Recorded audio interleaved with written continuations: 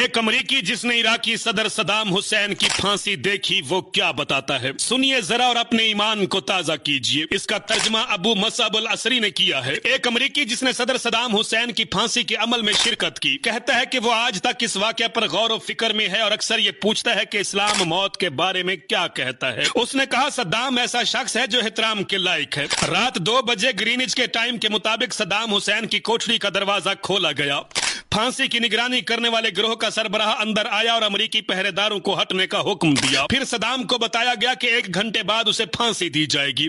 यह शख्स जरा भी घबराया नहीं था। उसने मुर्गी के गोश्त के साथ चावल मंगवाए जो उसने आधी रात को तलब किए थे। फिर शहद मिला, गर्म पानी के कई प्याले पिए। ये वो मशरूब था जिसका वो बचपन से आदी था। खाने के बाद उसे बैतुल खला जाने की पेशकश की गई मगर उसने इनकार कर दिया। रात 2:30 बजे सदाम हुसैन ने वुजू किया, हाथ मुंह और पांव धोए और अपने लोहे के बिस्तर के किनारे बैठकर कुरान मजीद की तिलावत करने लगे। ये कुरान पाक उन्हें उनकी अहलिया ने बतौर तोहफा दिया था।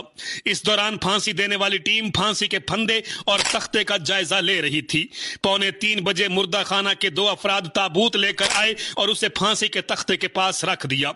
2:50 पर सद्दाम को कमरे फांसी में लाया गया। वहां मौजूद गवाहान में जज, उलमा, हुकूमती नुमाइंदे और एक डॉक्टर शामिल थे। 3:01 पर फांसी का अमल शुरू हुआ जिसे दुनिया ने कमरे के कोने में नस्ब वीडियो कैमरे के जरिए देखा। इससे कबल एक सरकारी एहलकार ने फांसी का हुक्म पढ़कर सुनाया। सद्दाम हुसैन तख्ते पर बिला खौफ खड़े रहे जबकि जल्लाद खौफ जदा थे। कुछ कांप रहे थे और बाज ने अपने चेहरे नकाब से छुपा रखे थे जैसे माफिया या सुर्ख ब्रिगेड के अफसरान हों। वो लर्जा और सहमे हुए थे।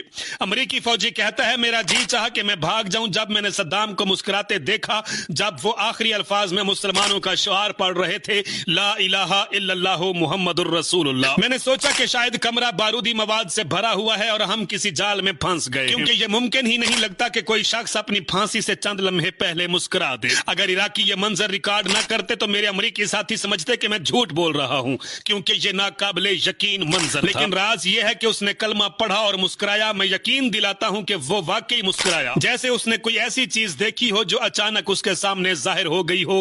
फिर उसने मजबूत लहजे में कलमा दोबारा कहा जैसे कोई गैबी ताकत उसे कहला रही हो। नाज़रीन, सद्दाम हुसैन के बारे में चंद हकायक भी जान लीजिए। वो पहला हुक्मरान था जिसने इसराइल के शहर तल अबीब पर मिसाइल बरसाए। उसने यहूदियों को खौफजदा कर दिया कि वो बिल्लियों की तरह बैंकरों में छुप गए। वो जंगों में भी अरब कौमियत के नारे लगाता था। उसने जज से कहा, याद है जब मैंने तुम्हें माफ किया था, हालांकि तुम्हें फांसी की सजा सुनाई गई थी। जज घबरा गया और इस्तीफा दे दिया। फिर रऊफ को लाया गया। उसने कहा, हमने मौत को स्कूलों में पढ़ा है, क्या अब बुढ़ापे में इससे डरेंगे? उसने शाम और लबनान को कहा, मुझे 1 हफ्ता अपनी सरहदें दे दो, मैं